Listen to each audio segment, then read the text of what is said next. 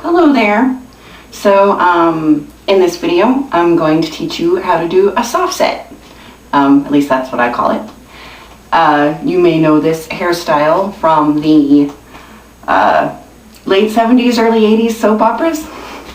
It's kind of straight with big curls at the end. And if you know who Deborah Jo Fondren is, that's the look we're going for. If you don't know who Deborah Jo Fondren is, you can Google her, although make sure there aren't little eyes because she just bred for Playboy back in the day. Still, some of the prettiest hair I've ever seen. Anyway, what you're going to need is a comb, your perm papers for the end, because we're going for curls, soft rollers, that's what I use, but if you made rag curls, same thing, and then some type of hair product. Gel, mousse, whatever you like. This was my favorite. It was Finesse Touchables Mousse. It was the best thing ever. They quit making it when I went because there's like none in there. So I went to get more. I've had this mousse for a very long time. Years, because you know, I don't use a lot of product on my hair. Yeah, they quit making it. Just like they quit making everything that I like, apparently. So, I got some Herbal Essences Curl Boosting Mousse. It doesn't work as well. It's a little crunchy, which is annoying. So if any of you know of a mousse out there that's not crunchy, please send me a message and let me know because I'd really like to find a nice one. All right, so I took a shower earlier and then just bundled my hair while it was still wet. But it's been a few hours, so it should be, well, it's still wet. But this part's dry, which is what we're going for. So just wherever your natural part is where you're going to want to part your hair. Just so our curls won't be disturbed when we take it down. Like so. And this is a really easy way. It's not all over curls. I might do that for you one day. But it's kind of a pain in the butt to brush out, you know, once you're done with them. So I'm just going to run a comb through real quick. Rid of any tangles or snarls. No, there aren't many because I did throw it in a bun. Alrighty. So I part my hair a little bit to the right, just because that's where my natural part is. But you know, it works just as well down the center or whichever. And it's basically going to be 3 to 4 curlers on each side.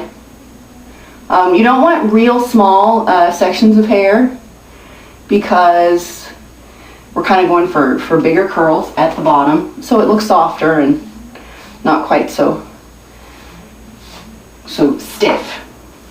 So you get a section and twist, whichever way you like. I twist mine in all different directions just so I have more body and movement.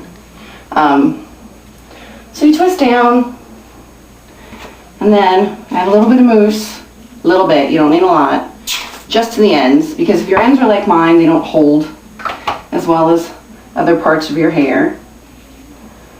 And then you just, well, I dropped my mousse, just kind of squish it on your ends there. And then we're going to take a perm paper, which, as you know from my other video, it's just little squares of tissue paper already pre-cut. Slide it to the end. What this does is it prevents the ends of your hair from snagging around your curlers. Because anybody who's ever used soft curlers or rag curlers, you know, sometimes the little nibbins at the end get stuck. And it's not pleasant, and then there's breakage and tears. So that's what we do. It protects the ends of our hair. Every little bit helps. All right, now I just roll it. This side does not want to participate at all. Up to about my chin. That's all the higher I go. I don't go clear up to the top of my head because I want this to be mostly straight, as you'll see when we're all finished. Alrighty, so I'm gonna go ahead and set the rest. And the really nice thing to do is, like this one, I twirled that way, so the next one I'll twirl this way, so I get more movement. Alrighty, and I will see you in a minute and show you what it looks like when it's all up. Okay. So I'm back and we're almost done on the last one. I ended up using 8 curlers total, kind of 4 on each side, because that's what my hair felt like today. You can use more, of course, but then your curls at the end tend to be a little tighter. Of course, if your hair is longer than mine, you might have to, just because these little curlers will only hold, you know, so much hair, and still be able to close them. So, you know, that's what you do. I should probably make myself some bigger ones, but lazy. All right, so this is what we're working with for now. Beautiful, I know. You know, it's a real sexy do. But this is, we're gonna sleep this way with our hair. That way it has overnight to dry.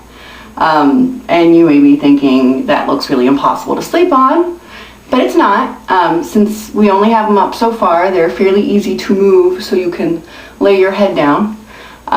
If you actually sleep on your back, they separate nicely in the back, so it is actually comfortable to sleep in.